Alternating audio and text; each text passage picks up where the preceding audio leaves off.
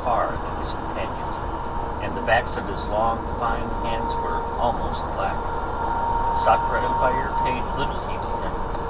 Lying there, he looked down the slope, clad with stunted cork trees and evergreen oaks. Here and there was the golden gleam of the broom. Yonder, over a spur of whitish rock, sprawled the green and living scarlet of cactus. Below him, about the caves of Hercules, was a space of sea whose clear depths shifted with slow movement from the deep green of emerald to all the colors of the opal. A little farther off, behind a projecting screen of rock that formed a little haven, two enormous masted galleys, each of 50 oars, and a smaller galleon of 30, rode gently on the slight heave of the water, the vast yellow oars standing out almost horizontally from the sides of each vessel, like the pinions of some gigantic bird. That they lurked there either in concealment or in ambush was very plain.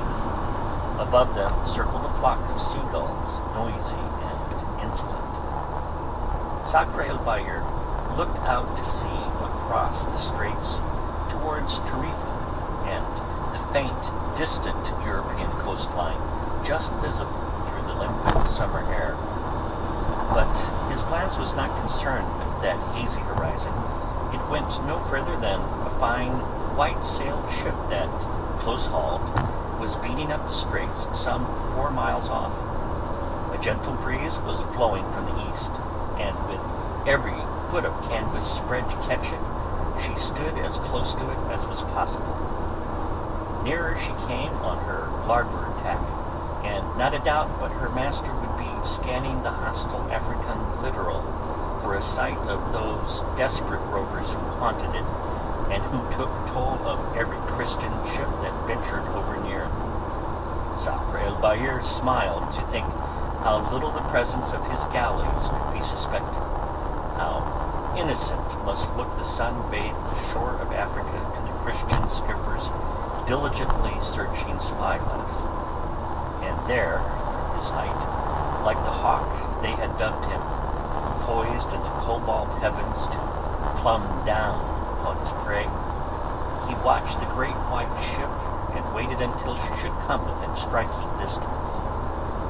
A promontory to eastward made something of a lee that reached out almost a mile from the shore.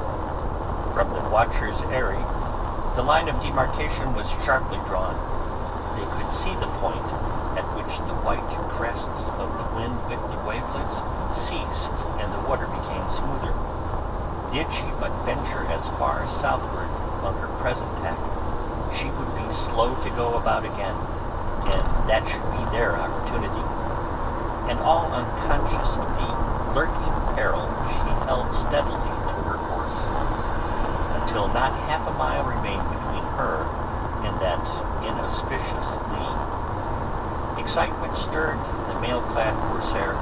He kicked his heels in the air and swung round to the impassive and watchful Sakr el-Bahr. "She will come! She will come!" he cried in the Frankish jargon, the lingua franca of the African littoral. "Inshallah," was the laconic answer, "if God will." A tense silence fell between them again as the ship drew nearer, so that now, with each forward heave of her, they caught a glint of the white belly under her black hull. Sakr el-Bahr shaded his eyes and concentrated his vision upon the square ensign flying from her mainmast.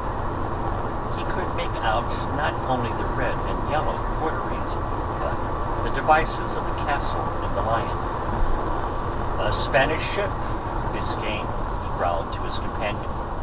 "It is very well. The praise to the one." "Will she venture in?" wondered the other. "Be sure she will venture," was the confident answer.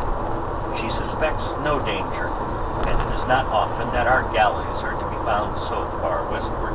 Aye, there she comes, in all her Spanish pride." Even as he spoke, she reached that line of demarcation. She crossed it, for there was still a moderate breeze on the leeward side of it,